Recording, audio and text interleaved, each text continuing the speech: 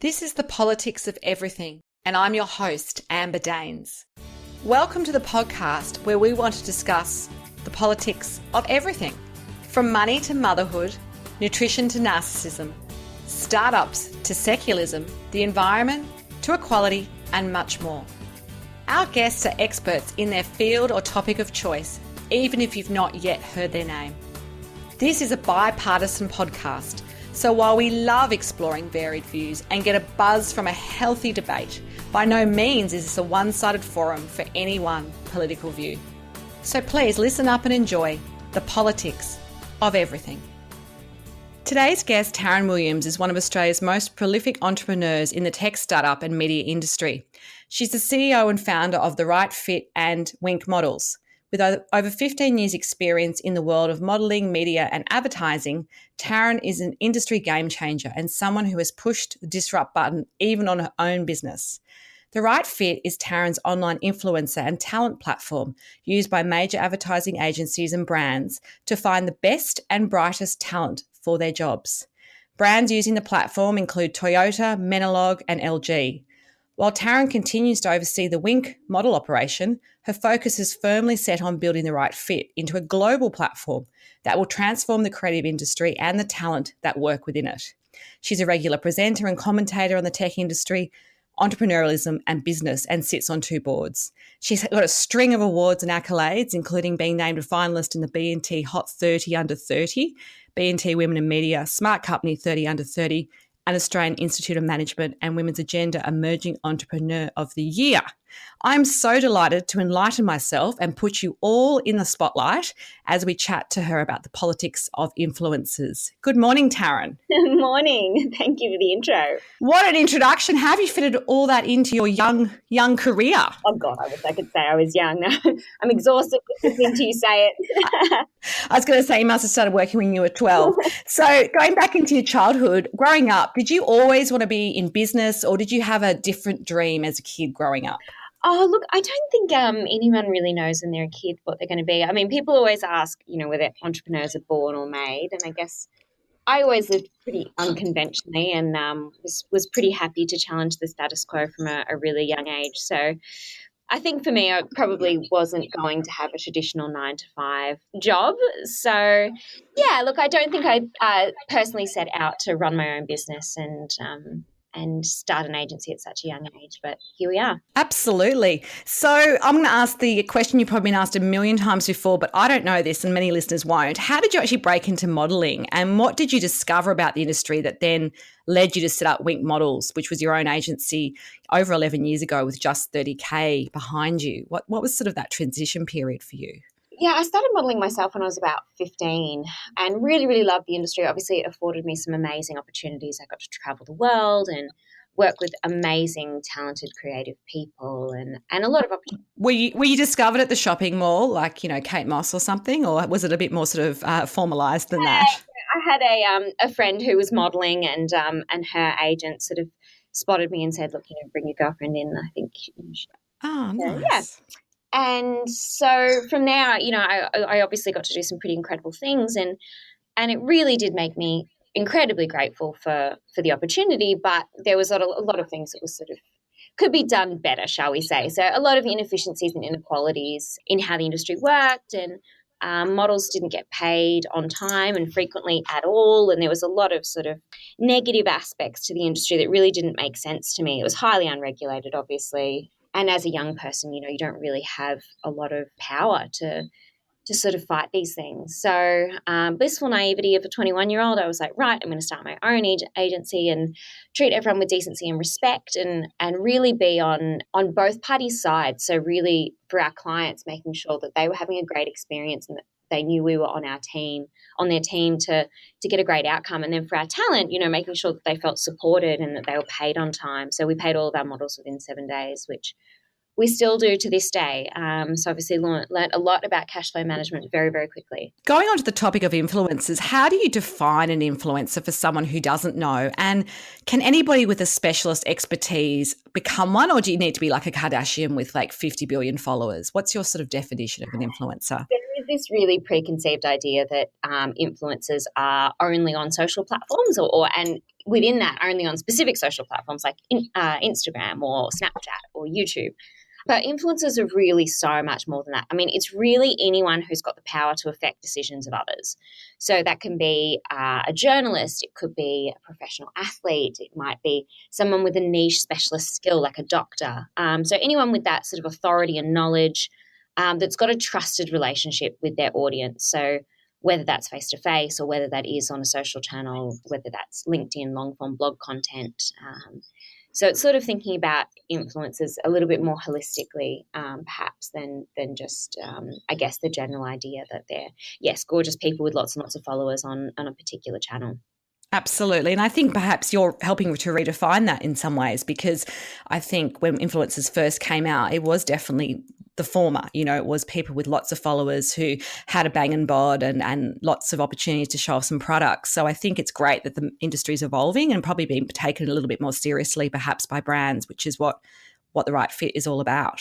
Yeah, and we've sort of always said, you know, influencers have always been around. Brands have just engaged with celebrities in above-the-line campaigns or had brand ambassadors or engaged, you know, top-tier celebrities or even used journalists. I mean, you look at some of the stuff that happened with radio announcers a few years back. So influencers have always existed. It's just as, you know, the mediums start to change and as brands are spending more on online marketing and more on social channels to get cut through, obviously the location of those influencers have changed as well. Totally. So I'm really intrigued because you really disrupted your own business model in some ways when you came up with the right fit, because a modelling agency might be where people would traditionally go as an agency or perhaps as a big company to find the right brand ambassador, if you like. So how did you decide that was a worthy exercise, and really which businesses become more successful? Oh, so they're very different beasts. And yeah, so the Right Fit sort of evolved out of a platform that I built for Wink about 5 years ago. So I built an end-to-end onboarding,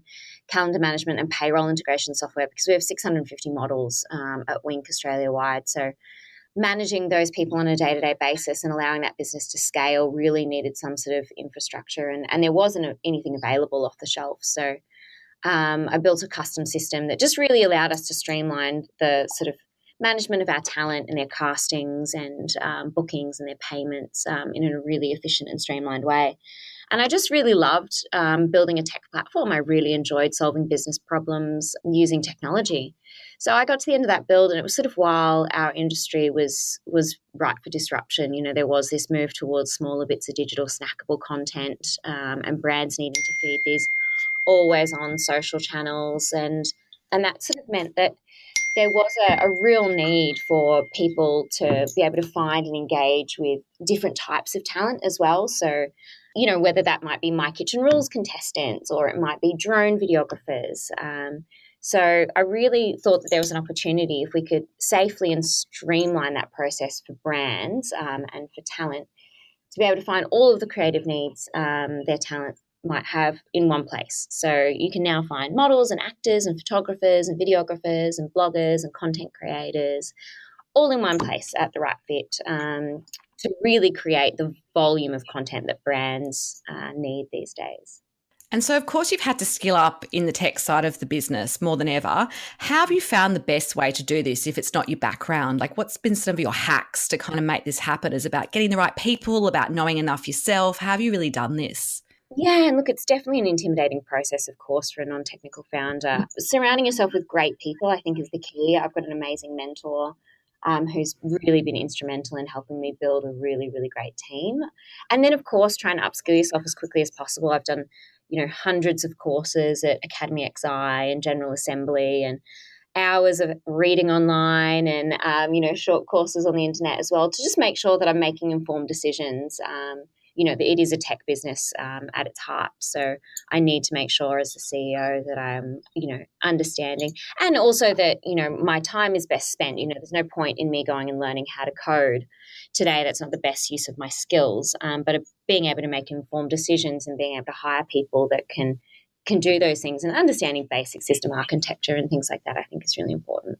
Absolutely. So have you sought external venture capital or similar funding in this process? And what's that been like? Does it make you feel like you're able to grow the business and you're happy to do that? Or is there a sense of loss of control, which is that sort of founder's syndrome, which sometimes happens when you love your business so much and you are actually handing it over in a way because you've got people to answer to that have helped fund it? Yeah, I mean, we have fantastic investors. We've done 2 rounds of funding and made a decision pretty early on that I think marketplaces are a winner takes most approach. And we knew that if we were going to grow at the speed that we needed to grow to really get sort of market traction here in Australia and then quickly expand overseas, we would need capital to do that. So we raised venture capital funds pretty early in the piece, and it's fantastic. I mean, we made a really, really clear decision to only take investment from people that were a value add to the business and who brought skills outside of just a cash injection. So it meant that we have a fantastic sounding board of advisors that we can go to help solve particular problems or to unlock contacts and things like that. So yeah, it's been, I mean, obviously it's a time consuming and exhausting process raising capital. Absolutely. I can imagine running around doing that. And I guess for you, I mean, have you felt like it's given you freedom in a way, or has it sort of felt like more work in some ways once you get the money, even because you've obviously got more accountability in many ways? You're playing a bigger game. Yeah, it's definitely a bigger game, of course. I mean, you can grow a beautiful little lifestyle business if you want. That's definitely a different type of business. And I've got one of those. You know, I've got a very successful business in Wink that grew very organically and had beautiful year-on-year growth. And that's a very different kind of business to growing a high-growth tech company that intends on expanding internationally. So, you know, with the wins comes all the pressure as well. So, you know, that is what it is. And I think you have to make a conscious decision about the type of business that you want to grow. Absolutely. No, I totally hear you on that. So how important is educating brands and companies about the power and the pitfalls of influencers in this process?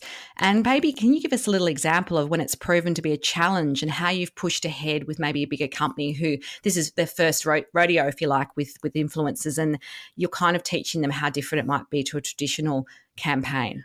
I have to say we're actually probably pretty lucky in we get to work with some of the best and brightest brands and advertising agencies and digital strategy agencies. So most of them actually have a really fantastic understanding of the power of influencers. I mean, that's obviously just a very small subset of what we do at the Right Fit. But even the way that they're engaging with influencers now is fantastic, you know, incorporating them into above the line campaigns and shooting them in TV commercials and making them hero sort of ambassadors for the brand. I think we've really evolved from those early days of, you know, I guess an ad hoc post of someone holding a protein shake and spruiking into a much more cohesive strategy. So it's really fantastic seeing the ROI that brands are getting on the back of that. You know, there's stats like, you know, $6.50 return for every $1 invested in influencer marketing. You know, there's some incredible statistics coming out of this industry at the moment. So it's really interesting. I think there's definitely an education piece at play there, and I think that's you know, throughout the industry, the change in PR and obviously with the advent of new social channels and new features like IGTV within those social channels, it's definitely something that brands can struggle to keep up with. You know, the industry as a whole evolves so quickly. But I think, you know, we are seeing so many fantastic opportunities come out of that brands can really craft an engaging strategy and story online and communicate with their customers and potential customers in a really authentic way. Totally. I can see that every day now. We're just watching the way campaigns have evolved with brands and brands have evolved with campaigns. It sort of feels quite a symbiotic relationship in many ways, and it kind of works perfectly with the way in which the world is moving, for sure. So do you think some campaigns work better with an influencer versus a traditional celebrity model ambassador, and why is that so? Look, I don't think so. I think there's this, again, a preconceived idea that, you know, if you're a beauty brand or a fashion brand or, you know, fitness brand or whatever, that, you know, influencer marketing will perform better for you. But again, it's really about thinking much more broadly about what influencer marketing is. You know, we do a lot of work with superannuation brands and banks and New South Wales Health, and they're all engaging with influencers and content creators and brand ambassadors. So I really think that it's about thinking about, you know, what are you trying to achieve, and then finding the right person who is a voice of authority in that space, and then identifying what the right channel is. Is it long form blog content? Is it LinkedIn? Is it Snapchat? Is it Twitter? Is it Pinterest? There's so many different mediums and channels. Is it still, traditional print media that person is going to be influential in? So I definitely don't think that it works better for any particular industry than others. There's obviously some that play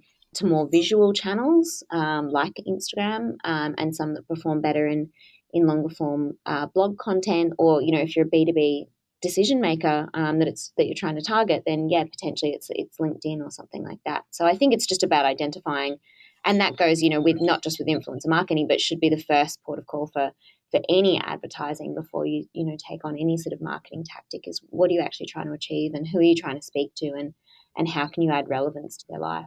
So it's really about defining the strategy well before you even get to the campaign, obviously. But in addition to that, how do you measure that return on investment? I'm just curious. I mean, my background is media and PR, and, the really old-fashioned way of measuring PR doesn't really exist anymore about advertising space, for example. So what is it with this sort of world that people look for when they get to the end of the campaign and they want some sort of metrics on success? Yeah, and it really depends on the campaign. So it can be anything from, trying to shift brand sentiment to, just trying to be associated with some of these top tier influencers who really are like a celebrity. Some are very much more, a specific call to action to drive sales of a particular product. Some are just general brand awareness. So it really does depend on what the heart of the campaign is, as to what the ROI is going to look like, and how you would measure that, obviously depending on what you're trying to achieve. So, there's fantastic tools now available that make it really easy to track your ROI. Obviously, internally in the platform of Instagram, you can see reach and engagement and things like that. But obviously, a big part of what brands are trying to do is make broader, more cohesive strategies. So as opposed to just saying, we did this one post on this one particular social channel and it got 50 likes or whatever. I think that they're much more savvy than that now, and what they're really looking for is great engaging content and multi-channel platform plays, and strategies that a consumer can have multiple different touch points that are actually really going to cut through and make that thumb-stopping content, where they're not going to just scroll past it in their feed, or that it's a really sales-driven tactic, that it really does add value to their brand and position them as a voice of authority or a market leader. Absolutely. So get your crystal ball out now, Taryn. Where do you think the influencers industry is heading in the next few years? You're obviously at the forefront of it and at the coalface every day. And how will the right fit evolve to stay ahead of the pack? Because it must be becoming a particularly competitive environment, particularly if you want to go global.